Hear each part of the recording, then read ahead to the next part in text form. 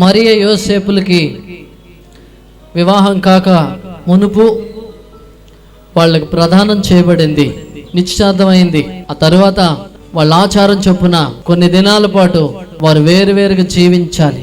దాదాపు 9 నెలల పాటు వాళ్ళు అలాగే జీవిస్తూ ఉన్న నేపథ్యంలో మరియ ముందు నుంచి కూడా ప్రార్థనా పర్రాలు, చాలా ప్రార్థనా పర్రాలు.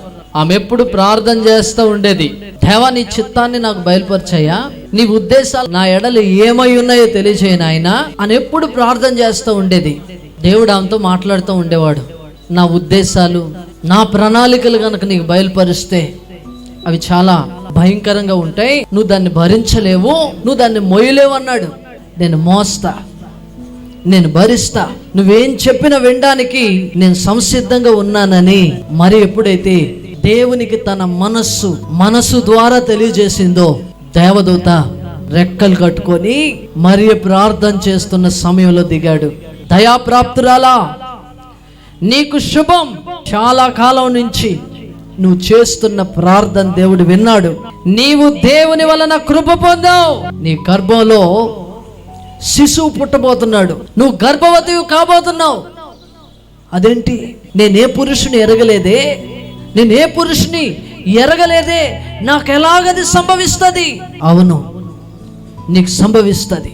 పరిశుద్ధాత్మ నీ మీదకి వచ్చినప్పుడు, పరిశుద్ధాత్మ నిన్ను కమ్ముకున్నప్పుడు నీ గర్భం తెరవబడుతుంది. పుట్టబోయే శిశువు పరిశుద్ధుడు.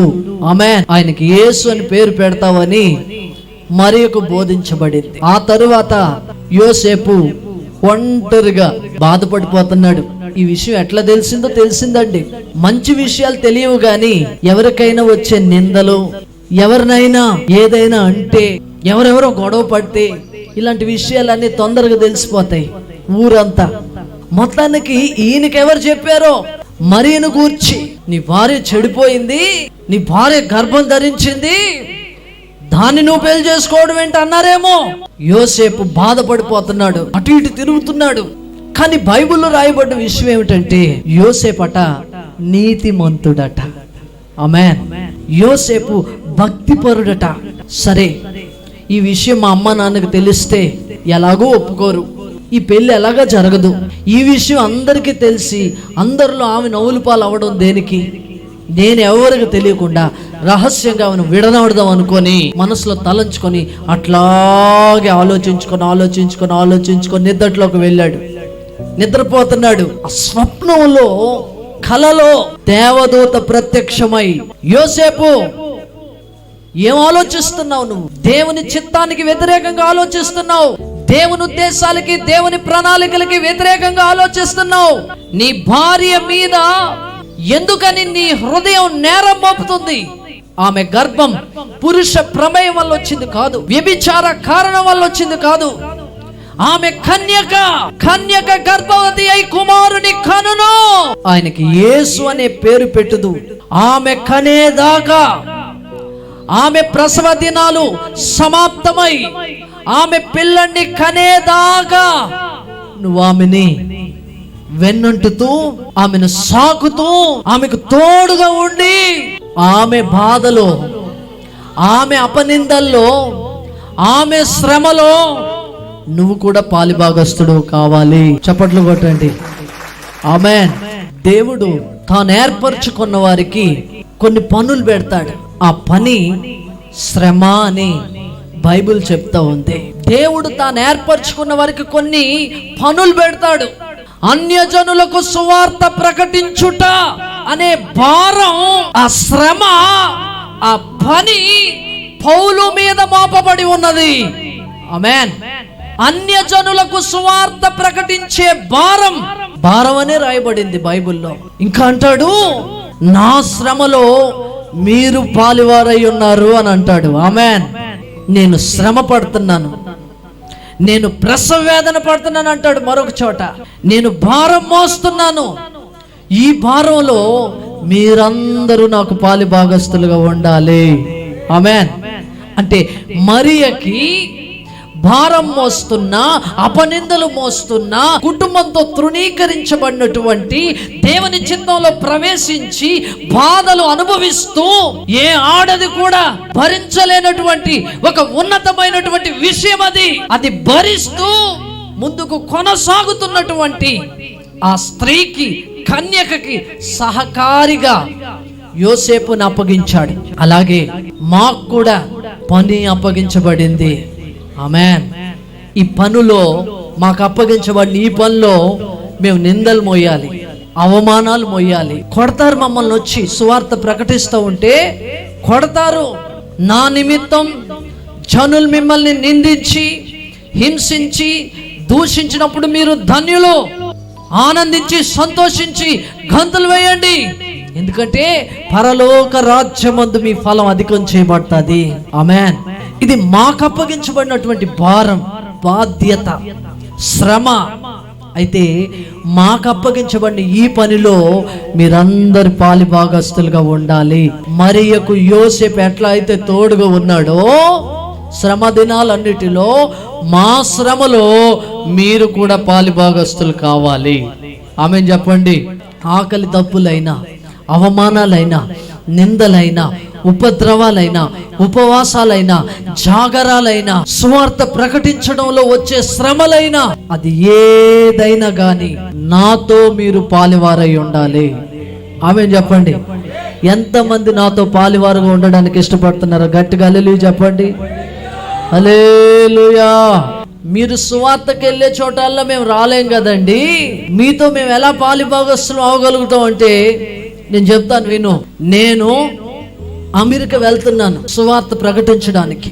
దారి ఖర్చు ₹1,00,000 అవుతాయి. ఆ ₹1,00,000 నీ వంతు ఎంతో కొంత, నీ హస్తం ఏదో ఒకటి ఆ దారి ఖర్చులు భరించడం నువ్వే చేయాలి.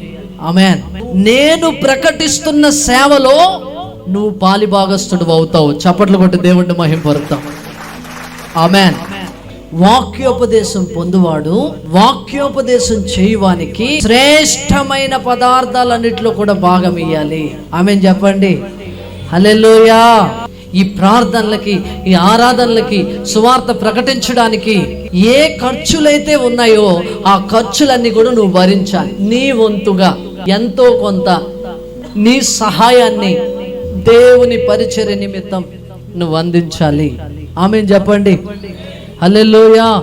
నిర్మల్లో సేవ చేస్తున్న జయరాజు గారు ఉన్నారు. ఆ సేవకుడు అద్భుతమైన పరిచర్యను కొనసాగిస్తున్నారు.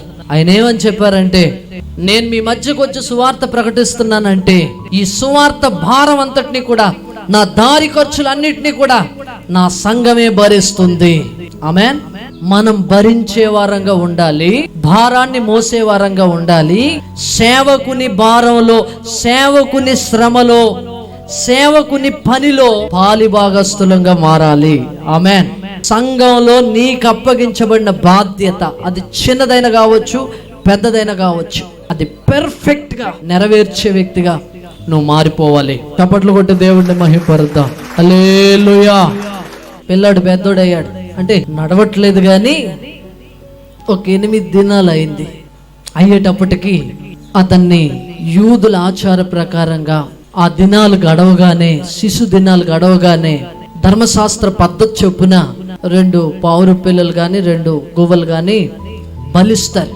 అందుకని అశుద్ధి దినాలు పూర్తవగానే యేసు ప్రభువుని తీసుకొని మరియమ్మ, యోసేపు ఇద్దరు వెళ్ళారు దేవాలయంలోకి. ఆ దేవాలయంలోకి ప్రవక్త వచ్చాడు. చప్పట్లు కొట్టి దేవుడిని మహిమపరుద్దాం. ఆమేన్.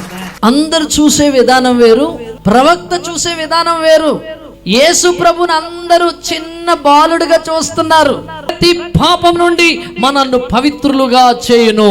దేవునికి స్తోత్రం. హల్లెలూయా. మీరు పవిత్రీకరించబడ్డారు, మీరు స్వస్థపరచబడ్డారు, మీరు ఆశీర్వాదంలోకి నడిపించబడ్డారు. మీకు తన శాంతినే అనుగ్రహించాడు. ఇది లోకమిచ్చే శాంతి కాదు, తన శాంతినే మీకు అనుగ్రహించాడు. మీకోసం తన సమస్తాన్ని దారబోసాడు. చప్పట్లు కొట్టండి గట్టిగా. ఎప్పటి కూడా యేసు ప్రభు చిన్న పిల్లాడి ఫోటో పెట్టుకొని మనం కదా, క్రిస్మస్ అనగానే చిన్న బాలయేసు, ఏ యేసు ఇది? బాలయేసు. ఈ బాలయేసు ఫోటో పెట్టుకొని నేను మిమ్మల్ని అడుగుతున్నాను, ఎవరైనా ఒక చనిపోయిన వ్యక్తి ఫోటో పెట్టుకోవాలంటే ఏ వయసు ఫోటో పెట్టుకుంటాం? ఎప్పుడు చచ్చిపోయాడో ఇంచుమించుగా ఆ వయసు ఫోటోవే పెట్టుకుంటాం, అవునా కాదా? యేసు ప్రభు 2000 సంవత్సరాల క్రితం చనిపోయాడు. ఆయన ఎంత వయసులో చనిపోయాడు? 33.5 సంవత్సరాల వయసు అప్పుడు ఆయన చనిపోయాడు. ఏ 30 సంవత్సరాల అప్పుడు ఫోటో పెట్టుకోకుండా మనం ఇంకా బాలయేసే. దేవునికి స్తోత్రం. ఆయన బాలుడు కాదమ్మోయ్, దేవునికి స్తోత్రం. హల్లెలూయా. సార్వభౌముడు, దేవునికి స్తోత్రం. సర్వాధికారి, సృష్టికర్త, రాజులకు రాజు, ప్రభులకు ప్రభు, దేవాది దేవుడు, నేను ప్రకటిస్తున్న యేసుక్రీస్తు. దేవునికి స్తోత్రం కలుగునుగాక. పుట్టక ముందే ఈయన మహనీయుడు. దేవునికి స్తోత్రం. పిండముగా ఉన్నప్పుడే, దేవునికి స్తోత్రం, కడుపు వచ్చింది, బాగా ఎత్తుకు వచ్చింది. ఏ నెలలో వస్తుంది? 8వ నెల. దేవునికి స్తోత్రం. ఏదైనా మ్యూజిక్ విన్నప్పుడు లేదా ఏదైనా అలా కూర్చున్నప్పుడు కడుపులో శిశువు కదులుతున్నట్లుగా అనిపిస్తూ ఉంటుంది. కడుపులో శిశువు డ్యాన్స్ చేస్తున్నట్టు అనిపిస్తుంది, అవునా? ఆ డ్యాన్స్ కడుతున్నట్టుగా, ఇక్కడ ఏదో కాలు వచ్చినట్టు, ఈ పక్క నుంచి ఏదో చెయ్యి వచ్చినట్టు, ఆ చేతితో ఇలా గుద్దునట్టు అనిపిస్తూ ఉంటుంది. అప్పుడు అలా ఆయన్ని పిలిచి, ఏమండి చూడు, నా కడుపులో చూడు, ఇదిగో చూడు.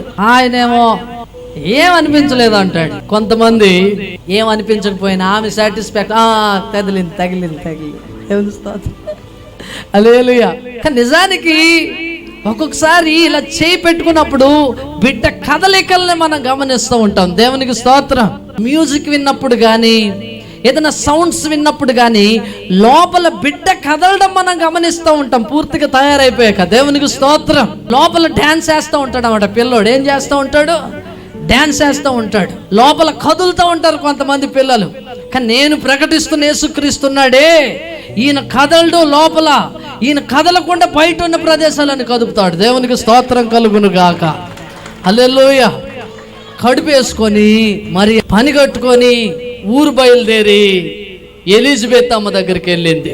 ఎలిజబెత్, ఆమె కడుపులో ఉన్న వ్యక్తి కూడా దేవుని చేత అభిషేకించబడ్డవాడు.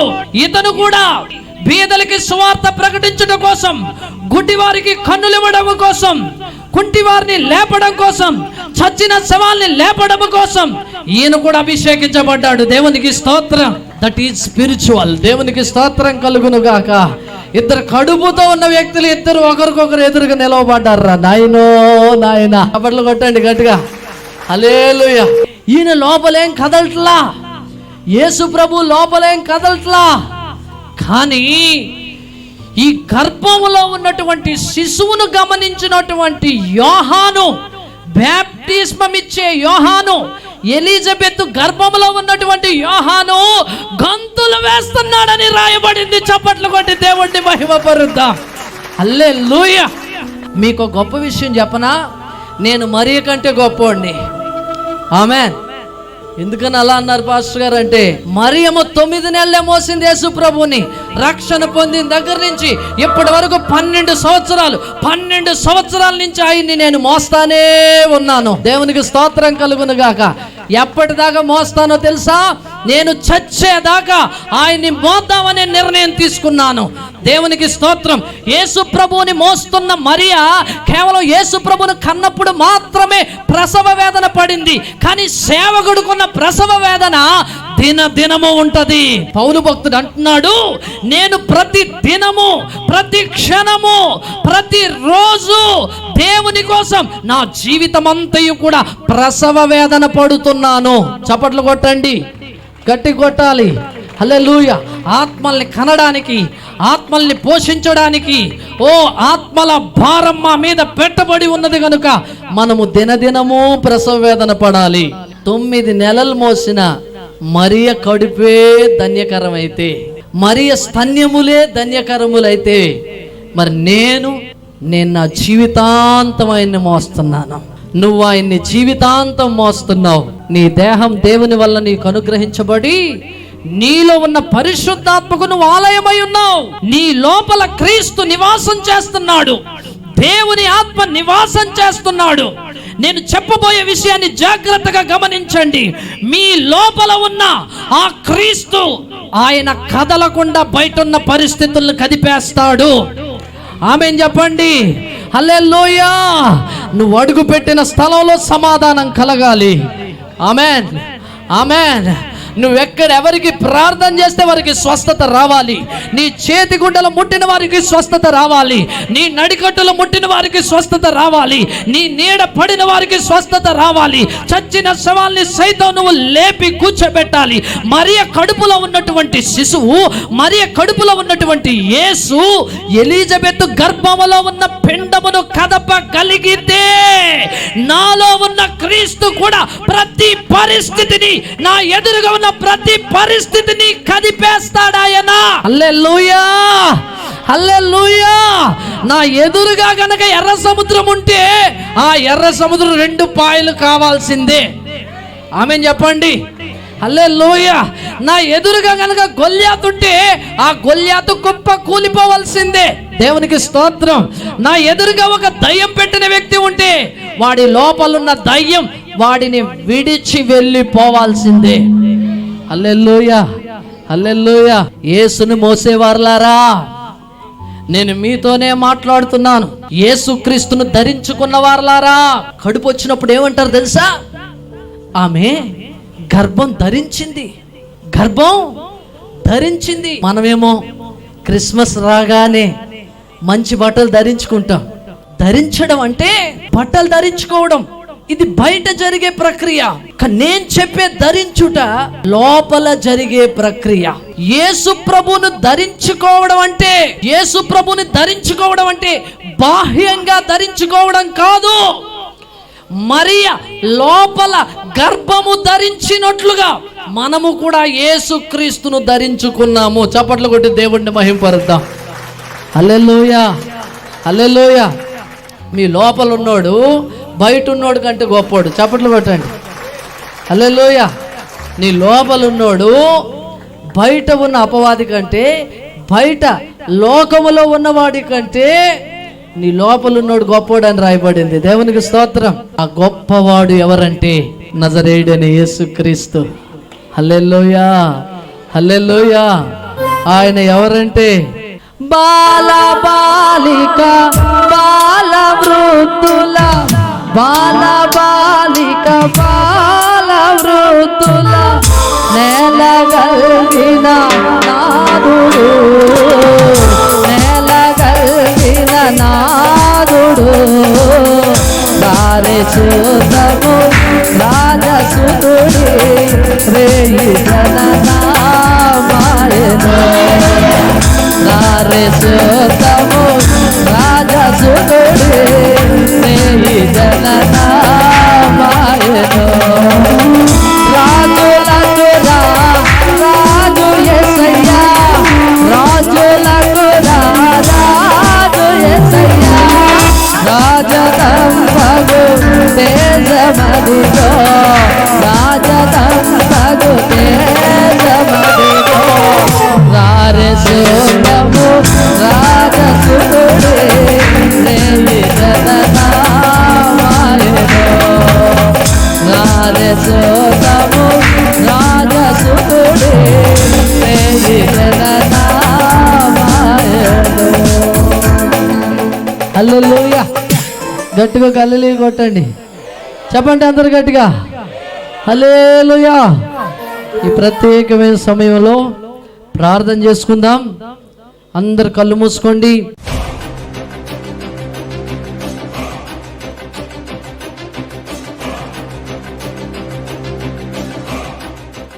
యేసు ప్రభువా, సర్వశక్తి గల దైవమా, బిడ్డలు దీవించి నీ కృపలో భద్రపరచండి. అందరిని బ్లెస్ చేయండి, అందరిని భద్రపరచండి. నీ కృపలో నజరేయుడైన యేసు శక్తి గల నామములో నీ సన్నిధి వీరితో ఉంచి బలపరచమని యేసు శక్తి గల నామములో అడిగి వేడుకొంచున్నాను తండ్రి. ఆమేన్.